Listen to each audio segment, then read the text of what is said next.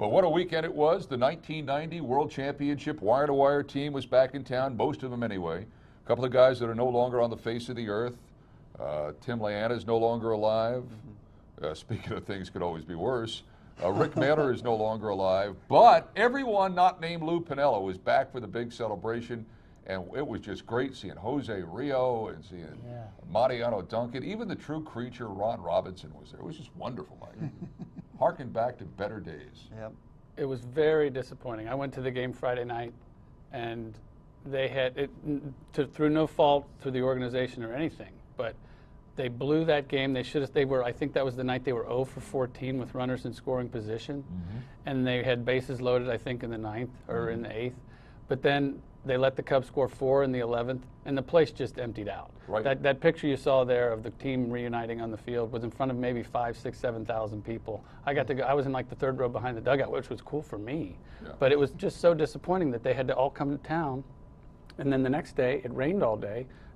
Mr. Satin, you said you were there. There were people underneath the stands, but on the TV, it was an empty ballpark. Yeah, I mean, it was there was actually some holes in the walking underneath the mezzanine too. People were getting rained on and everything, and you know, I was waiting for a fight to break out to see who gets the last bobblehead. But you know, I don't know. You want to get that game in, but no, you don't. No, you don't. I was you waiting around till like make 9 o'clock. You know, sit there for 4 hours. Go home and watch it on TV. Someone's got to make a better decision than that. I mean, you bad, can't wait for. I mean, who are you serving? Especially at the beginning of the year when you got all kinds of opportunities to make it up. Yeah. I mean, the Cubs are going to be in town 2 more times. Yeah. Like everybody went there and got a bobblehead. They can leave. You roll these guys out. The 1990, you give them umbrellas. They stand out there. They wave. They go away. But this is when you hold a celebration like that, when you plan for something like that, part of the plan has got to be, what do we do if it rains? Right. Yeah. And it looked like nobody thought about it.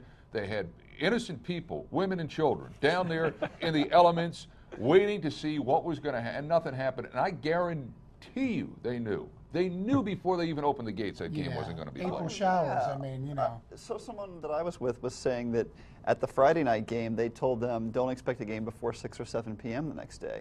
If you know that coming in, you've got to have an alternative plan. I mean, it's just, this is one of the problems. I had multiple people who are not diehard baseball fans like I am tell me, this is why I don't like to go to baseball games, because if it rains, it's miserable and you feel like you're held hostage by the fact that you paid good money for these tickets and now you got to go sit out in the rain. And nobody wants to. It was 47 degrees and rainy too. We're not talking about an August rainfall. We're talking about cold, miserable, windy day.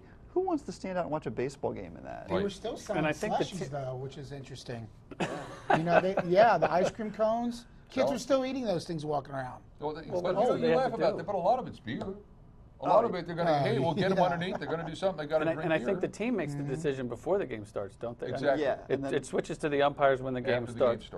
And I knew that the game definitely was not being played when they came around and said last call for alcohol before the game even was going to start. I was like, okay, game's over. They're cutting off the alcohol sales. But in a year when it looks like this team isn't going to be very good, I don't think you do something like that to your paying customer that you might want back there on a random Thursday when you play the Astros, you know? Yeah, I think so too. And especially when you have this big celebration that should have been a great feel-good weekend. First of all, the team didn't come to play, and second of all, you had this whole like where they dropped the ball with the rain delay, and it's the same thing with the second game of the year, the opening night. Big opening night celebration. Let's have a 4-hour rain delay and end the game at 1:45 in the morning. I mean, who are you serving? You are a business that is designed to serve the public. You're serving your customers, and I just don't get what the point is of having such a huge long rain delay, let alone the fact that some of your guys could get hurt, and that's the last thing this team needs right now. Well, yeah, but I think what the thinking was, okay, we planned this thing, we paid for all of these guys to fly in from God knows where, and so we spent all this money, we're going to ride this thing out, when what they should have had is a contingency plan, and the contingency plan, in my opinion, should have been, everybody's undercover, and then you would just maybe every 10 or 12 feet, you put one of the 1990 guys there, and people come by, get their picture taken with them, and they'll be there, and we're here for the next 2.5 hours, and then it's over. And I think everybody would have left happy, and they wouldn't have had what they had. But that requires thinking before the event.